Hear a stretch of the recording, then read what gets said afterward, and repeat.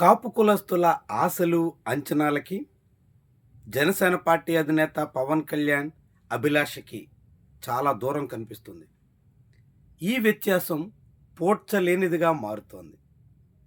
పవన్ కళ్యాణ్ అసలు ఎజెండా జగన్మోహన్ రెడ్డి ముఖ్యమంత్రి కాకుండా అడ్డుకోవడం.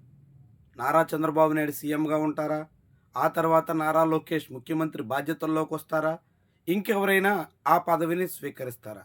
ఎవరైనా ముఖ్యమంత్రి కావచ్చు కానీ జగన్మోహన్ రెడ్డి సీఎం కాకుండా చూడడమే నా కర్తవ్యం అని పవన్ కళ్యాణ్ చెప్పేస్తున్నారు.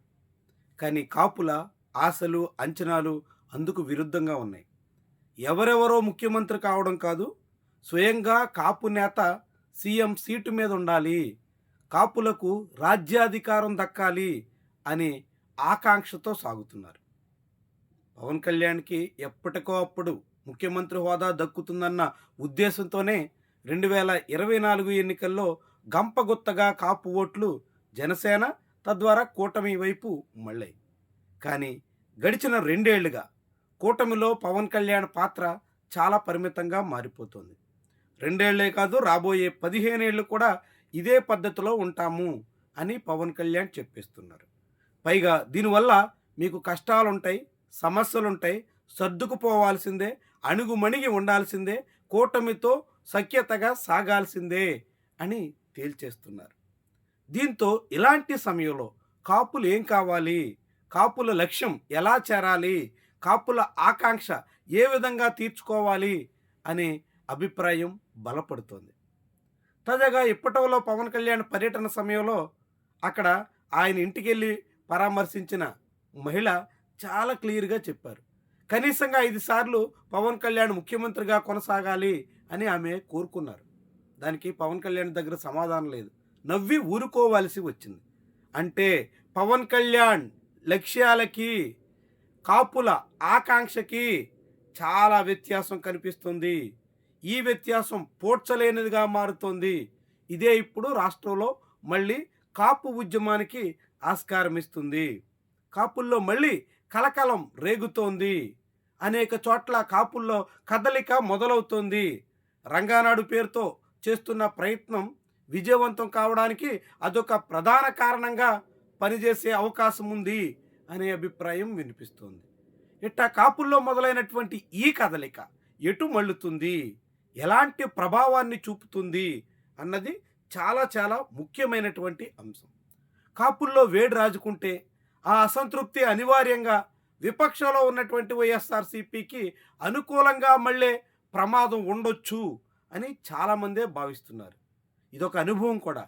2014 నుంచి 19 మధ్య చంద్రబాబు ప్రభుత్వం మీద కాపుల్లో ఆగ్రహ జ్వాల పెల్లుబికింది. అది ముద్రగడ పద్మనాభం కాపు రిజర్వేషన్ల ఉద్యమం వల్ల కావచ్చు, ఇతర కారణాలతో కావచ్చు, కాపుల్లో ఆగ్రహ జ్వాల అయితే పెల్లుబికింది. దాని ప్రభావం పవన్ కళ్యాణ్కి కేవలం 6% ఓట్లకే పరిమితమయ్యి మిగిలిన కాపుల ఓట్లన్నీ వైఎస్ఆర్సీపీ వైపు మళ్ళాయి.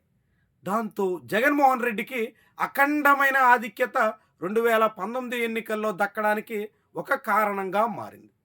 మరి ఇదే పరిస్థితి పునరావృతమైతే 2029 ఎన్నికల నాటికి కూటమి సర్కారు మీద అసంతృప్తి పెల్లుబిగితే, అది కాపుల్లో ఆగ్రహ జ్వాలగా మారితే, అది అనివార్యంగా వైఎస్ఆర్సీపీ వైపు మళ్ళితే ఆ పార్టీకి ఎలాంటి ఆధిక్యత దక్కుతుంది, ఎలాంటి ఫలితాలు వస్తాయి? ఇది ఇప్పుడు చంద్రబాబుని కలవరపరుస్తున్న అంశం. కాపుల్లో బలం పవన్ కళ్యాణ్కి తగ్గితే చంద్రబాబుకి పోయేదేం లేదు. పవన్ కళ్యాణ్ బలహీనపడడం చంద్రబాబుకి, నారా లోకేష్కి చాలా అవసరం. పవన్ కళ్యాణ్ ఎంత బలహీనపడితే అంతగా తెలుగుదేశం పార్టీలో, కూటమిలో చంద్రబాబు, నారా లోకేష్ ఆధిపత్యం పెరుగుతుంది, ఆధిక్యత బలపడుతుంది. కాబట్టి పవన్ కళ్యాణ్ బలహీనపడుతున్నాడు అనేటువంటి ఆందోళన ఏ కోసాన టీడీపీ నాయకత్వానికి ఉండదు. కానీ పవన్ కళ్యాణ్ బలహీనపడడం ద్వారా ఆ అసంతృప్తివాదులంతా వైఎస్ఆర్సీపీ వైపు మళ్ళితే మాత్రం టీడీపీ శిబిరం కలవరపడుతుంది, తీవ్రంగా కలత చెందుతుంది. అలాంటి దాన్ని కట్టడి చేయాలి అనే ఆలోచనకు రాక తప్పని పరిస్థితి కూటమిలో చంద్రబాబుకి ఏర్పడుతుంది. ఇదే ఇప్పుడు ఆంధ్రప్రదేశ్లో జరుగుతున్నటువంటి అంశం. ఇప్పటికే చాలామంది ముఖ్యమైన కాపు నేతలతో టీడీపీ నాయకత్వం టచ్లోకి వెళ్ళింది. పవన్ కళ్యాణ్ తీరు మీద అసంతృప్తితో ఉంటే మీరు నేరుగా తెలుగుదేశం పార్టీలో చేరండి, కాపులకి తగిన ప్రాధాన్యత ఇస్తాం అనే బొజ్జగింపు చర్యలు మొదలయ్యాయి. క్షేత్రస్థాయిలో చాలా రకాలుగా ఆ కృషిని టీడీపీ నాయకత్వం మొదలుపెట్టేసింది. అంటే పవన్ కళ్యాణ్కి కాపులు దూరం అవుతున్నారు అన్నది టీడీపీ నాయకత్వం గ్రహించింది. ఇది తమ కొంప ముంచే ప్రమాదం వరకు రాకూడదు అని భావిస్తోంది. పవన్ కళ్యాణ్ బలహీనపడుతూనే జగన్మోహన్ రెడ్డి బలపడకూడదు అనే ఉద్దేశంతో అసంతృప్త కాపులందరినీ తన వైపు మళ్లించుకోవడానికి స్కెచ్ అయితే మొదలెట్టింది. మరి ఈ స్కెచ్ ఫలిస్తుందా? ఈ స్కెచ్ నెరవేరుతుందా? కాపు నేతల్లో అసంతృప్తిని తెలుగుదేశం తన వైపు తిప్పుకోగలుగుతుందా? ప్రస్తుతానికైతే అలాంటి అవకాశాలు చాలా చాలా నామమాత్రం. కానీ కాపుల్ని సంతృప్తి పరిచే దానికోసం చంద్రబాబు ఏదైనా ప్రయత్నం చేసి ఏదో ఒక రీతిన కాపు నేతల్ని తన వైపు తిప్పుకోగలిగితే అది తనకు సేఫ్ జోన్ అవుతుంది అని చంద్రబాబు భావిస్తున్నారు. అందుకు తగ్గట్టుగా ప్రయత్నాలు చేస్తున్నారు. మరి ఈ ప్రయత్నాలు ఫలిస్తాయా? పవన్ కళ్యాణ్ ఎట్టాను ఇక కాపుల్ని సంతృప్తపరచగలిగేది కానీ తన వైపు మరింత మంది మళ్లించగలిగే కానీ అవకాశం కనిపించట్లేదు. ఈ తరుణంలో చంద్రబాబే రంగంలో దిగి కాపుల బుజ్జగింపు చర్యల ద్వారా కాపులు తన నుంచి దూరం కాకుండా, ముఖ్యంగా కూటమి నుంచి చేజారిపోకుండా చూసుకోవాలన్న సంకల్పానికి వచ్చేశారు.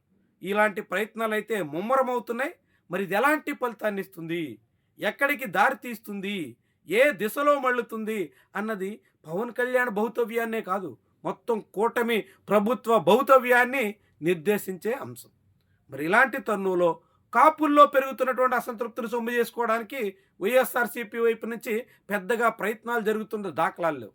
వైఎస్ఆర్సీపీలో బలమైన కాపు నేతలు ఉన్నప్పటికీ వాళ్లకు కాపుల్లో పట్టు చిక్కడం లేదు. దాంతో అటువైపు నుంచి ప్రయత్నాలు లేకపోవడం, పవన్ కళ్యాణ్ బలహీనపడుతూ ఉండడం ఇప్పుడు చంద్రబాబుకి స్కోప్ ఇచ్చినట్టుగా కనిపిస్తోంది. మరి దీన్ని చంద్రబాబు సద్వినియోగం చేసుకోగలరా? చేసుకుంటే అది పవన్ కళ్యాణ్కి ఎలాంటి చిక్కులు తెచ్చిపెడుతుంది? కాపులు పవన్ కళ్యాణ్ నుంచి చేజారిపోయిన తర్వాత వాళ్ళు వైఎస్ఆర్సీపీ వైపు మళ్ళినా, చంద్రబాబు వైపు మళ్ళినా అవి పవన్ కళ్యాణ్కి తలనొప్పులు తీసుకురావడం అనివార్యం. మరి అలాంటి ప్రయత్నాన్ని పవన్ కళ్యాణ్ ఎంత మేరకు సహిస్తారు, ఎలా సహనంతో ఊరుకుంటారు? ఇవన్నీ కూడా కీలకమైనటువంటి అంశాలు, రాజకీయంగా ప్రభావితం చేయబోయే విషయాలు. ప్రస్తుతం ఆంధ్రప్రదేశ్లో కాపుల చుట్టూ సాగుతున్న రాజకీయాలు మాత్రం చాలా ఆసక్తికరమైనటువంటి మలుపులకి ఆస్కారం ఇవ్వబోయే విషయాలు కూడా.